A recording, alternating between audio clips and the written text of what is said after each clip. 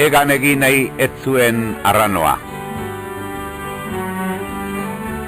Behin batean, gizon bat mendira joan zen, etxerako nahi zuen txori baten bila.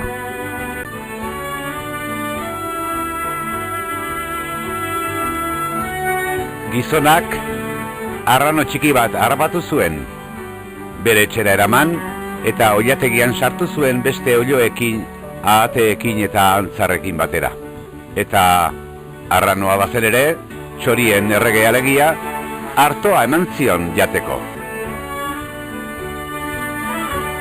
Handik 5 urtera, gizon honek naturaz asko zekien jakintsu baten bisitaldia izan zuen. Eta egun haietako batean, lorategira ibilaldi bat egitera atera zirenean, gizon jakintsuak honela esan zion: hor daukazu negazti hori ez da oiloa, arranoa da. Bai, esan zuen gizonak, egia da, baina oiloa balitz bezala ezi izan dut. Bere egoek 3 metroko zabalera baldin badute ere, orain ez da arranoa, oiloa baizik. Ba ez, ziurtatu zuen besteak, arranoa izaten jarraitzen du, arrano baten bihotza baitu, eta hala izanik, oso goien egingo duegan antzeruan. Ez, esan zuen gizonak, orain benetako oiloa da eta ez du inoiz egan egingo. Orduan, froga egitea erabaki zuten biek. Natura zain ezagutza handia zuen jakintsuak, hartu arranoa eta altxatu egin zuen. Eta berehala, konjuro bat egiten duenak bezala hitz egin zion.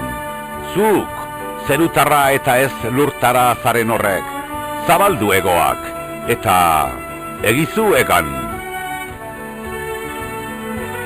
Arranoak, aleak jaten ari ziren oiloak begiztatu zituen berriro, eta lepoa luzatuta, haien artera sartu zen. Hauxe esan zuen orduan gizonak: ai, lehendik ere esan adizut, oiloa da. Ez, eutsi zion bereari besteak, arranoa da. Bihar saiatuko naiz berriro. Hurrengo egunean, etxeko teilatura igotzen gizon jakintsua arranoa hartuta. Altxatu bere eskuetan eta honela hitz egin zion: aizu arrano, arranoa zaren horrek, zabaldu zure egoak eta egizu egan. Baina arranoak berriro ere oiloak oilategian aleak jaten begiztatu zituen. Berehala, haien artera sartu zen salto batean, eta aleak jaten jarri zen haiekin batera. Orduan, gizonak berriro: bai, lehenago ere esan adizut, oiloa da. Ez, egin zion kontra besteak, arranoa da, eta oraindik ere arranoaren bihotza du. Saia gaitezen berriro, bihar eginaraziko diot egan.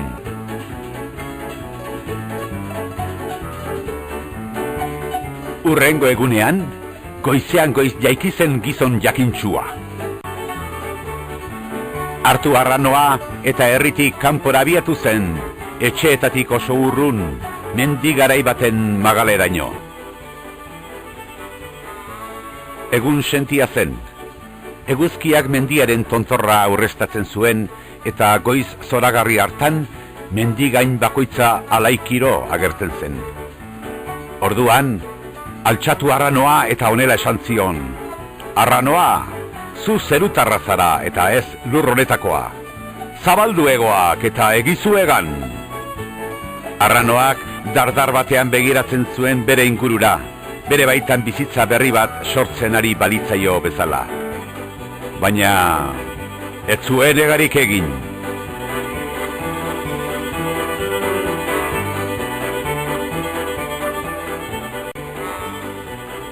Orduan, jakintsuak zuzenean eguzkiari begira jarri zuen arranoa.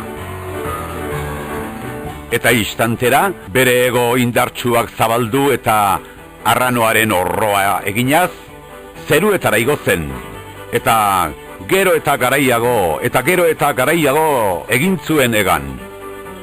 Eta ez zen inoiz itzuli.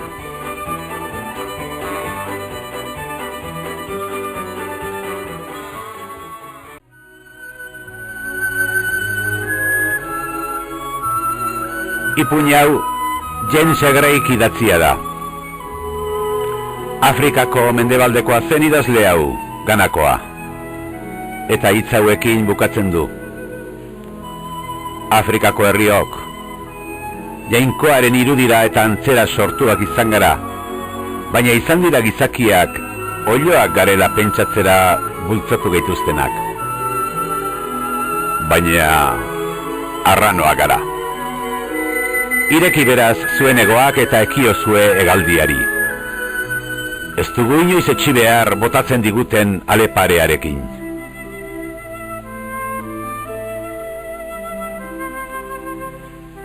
James Gray jaunak ipuin hau idatzi zuenean, Afrikako herrialde guztiak Europearren zurien menpe aurkitzen ziren oraindik.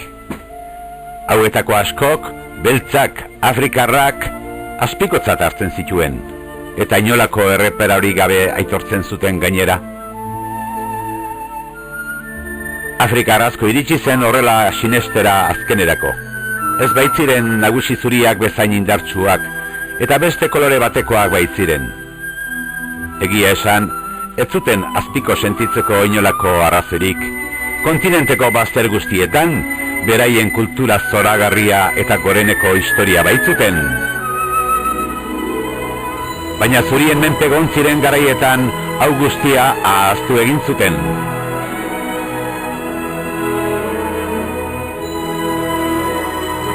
Gauzak horrela, oroimen txarreko Afrikarrei kontatu zien ipuin hau James Greik. Benetako Afrika gogora ekarri eta etorkizunean sinets zezaten. Baina ipuin honek berdin balio du gizaki ororentzat. Ahazteko arriskuan bai gaude, jainkoaren irudira eta antzera sortuak izan garela. Eta arranoak garela, ez oioak. James Gray 1927an hiltzen.